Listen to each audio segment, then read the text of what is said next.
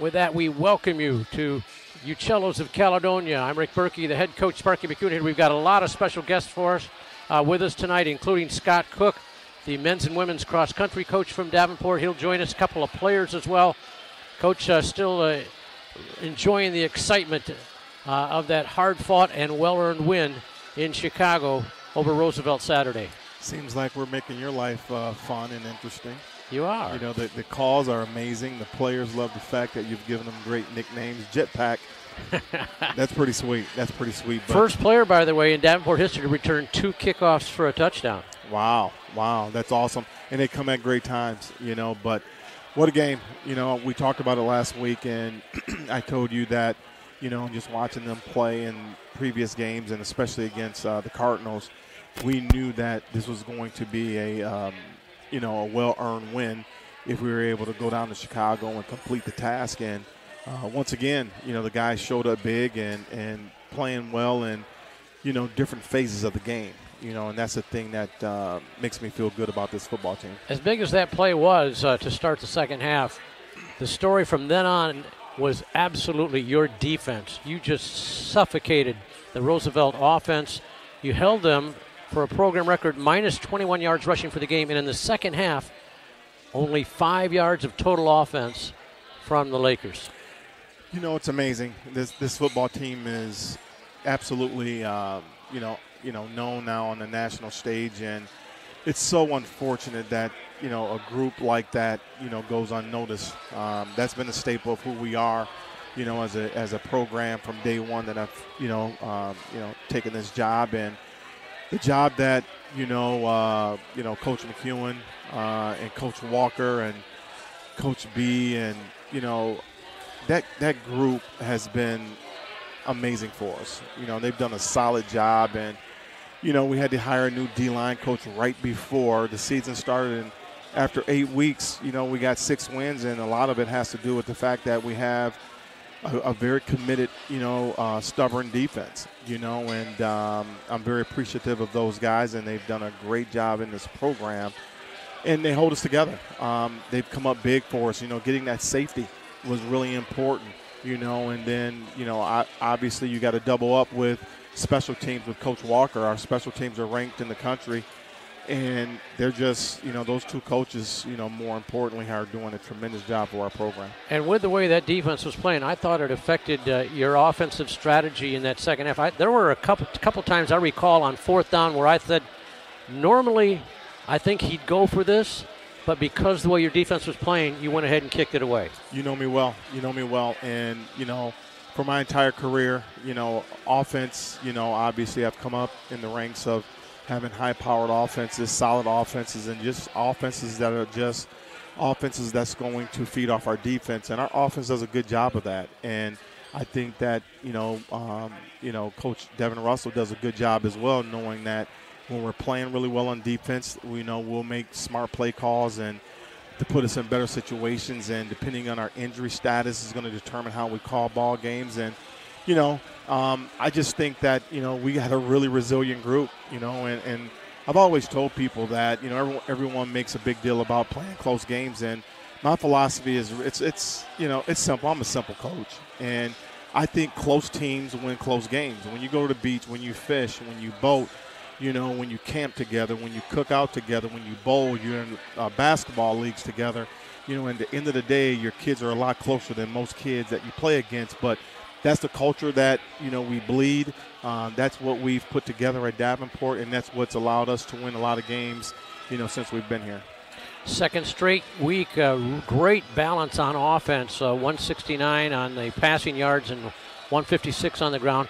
Paced again offensively by Myren Harris, who will join us later in the show. Second straight game for him, over 100 yards. In fact, he's just under 300 yards the last 2 weeks. Yeah, Myron's doing a great job for us. You know, once again, here's a guy that every day comes to work. He works his tail off.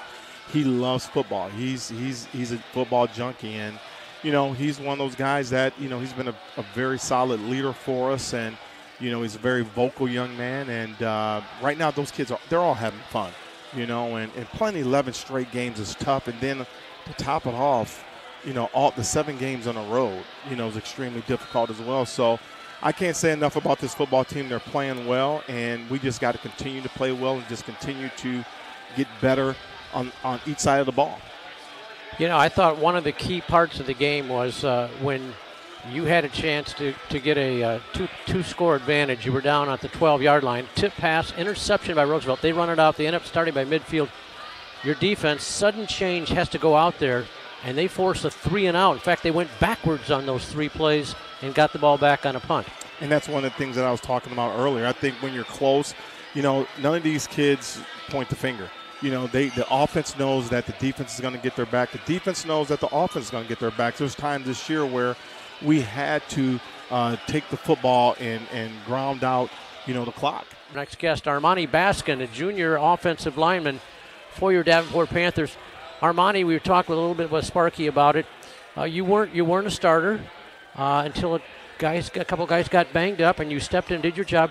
Tell us how you kept the mindset going, being ready to go, even though you didn't know if you're going to get a chance to get out there or not. I mean, honestly, it just went down with the guys that surround me. You know, my guy Slab, my guy Lofton, Sarge, and Trey. You know, those are some great veteran guys. And when I'm out there, you know, they communicate with me, and that just helps me out there when I'm playing, keeps me confident. Armani, you had a very fine high school career at Kennewill Hills here in the Grand Rapids area.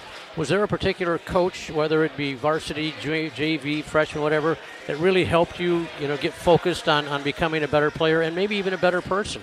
Oh, yeah, my coach, Coach Cam, he was a very great offensive line coach for me. You know, just like Kennewill, you know, I was switching all around, and he helped me, you know, learn the tackle position when I came here. And my parents also, you know, those are people that I consider my coaches. You know, in high school, they kept me on my toes and made sure I was on point. You had some other opportunities to go, you know, to college like that. What made you decide to stay home and play for Davenport? Well, you know, when I was younger, I already visited Davenport on like a little summer program, which was pretty nice. And, of course, both my parents attended Davenport. So, well, that helps. Yeah, definitely. You know, and, you know, it just helped me, and they felt like this was the right spot, and I also felt like it was the right spot. And when I had my visit, the coaches were very welcoming, and I just loved it there. But, Myren, it's been a fun couple years for you since you joined it, hasn't it? Yeah, man. I mean, you know, being at Davenport has been nothing but a blessing, you know, being a part of this culture and, you know, and the coaching staff and the guys that they bring in, you know, to help us achieve our goal, man, it's been nothing but a blessing and a fun ride. You had attended Wayne State before you came here and had much success there, but then you came and right away and exploded. Last year, you had a single-season record at Davenport with 976 yards, just under 1,000. You were a GLIAC Offensive Back of the Year, first team all-comp GLIAC with us last year. You had to be satisfied with that, but how did you approach this year after last year as far as individual goals, or didn't you have any really? I mean, you know, Spark, you know, he does a good job at making sure that we all keep it about the team and just, you know, make sure that our team goals are met. So when the team goals are met, that means, you know, individual efforts are met as well after the team goals are met. So, you know, I really had no expectation, you know, going to the season other than to go and win 2 championships, you know, like with just the GLIAC and national championship. You know, Myren, you've got we've talked with Sparky a lot the last couple of weeks about how your offensive line seems to be gelling. Even though you've had a couple injuries, there's more continuity, more fluidness with the offensive line, and you directly benefit from that, right? Oh, yeah. I mean, going into the offseason, Sparks, you know, whole thing was, you know, depth and older guys. And, you know, we went to the portal and got some, you know, guys, and guys like Armani has been stepping up. You know, we got vets on the line like Sam Lofton, you know, Zach, you know, Slapnigger, and then you got Trey Bryan and, you know, Nevis Summerfield and Adam Sargent. All those guys are all old guys, and I've played the game. So having those guys on the O-line and, you know, trying to do what we do, you know, has been a blessing as well. You're an outstanding student as well. You major in integrative professional studies. Now, I have to show my ignorance.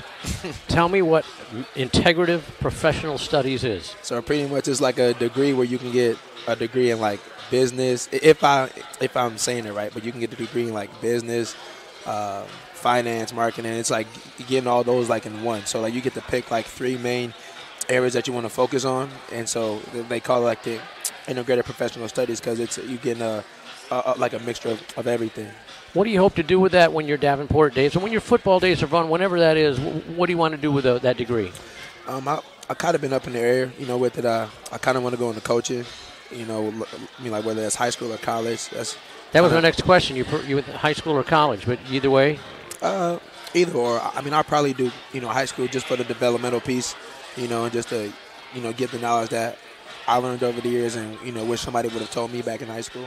Is glance at the standings and realize the implications of this big matchup between the Panthers and the Saginaw Valley State Cardinals.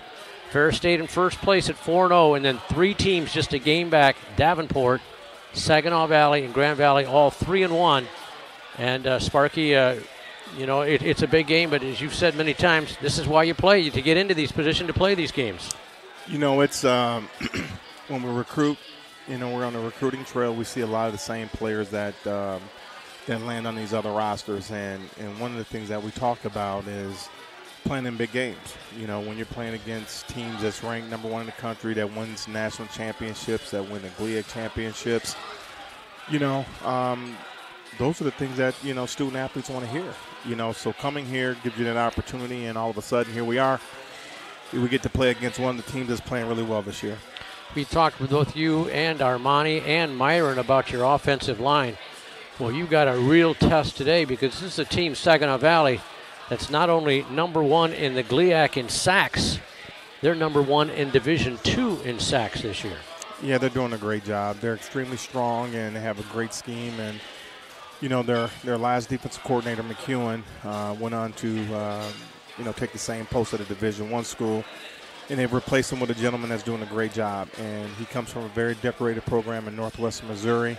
And so Ryan's done a really good job of keeping that consistency of that scheme intact. And he was able to come into a situation with some talented players, a scheme that's already has an understanding of what needs to be done there, but he's actually played in it.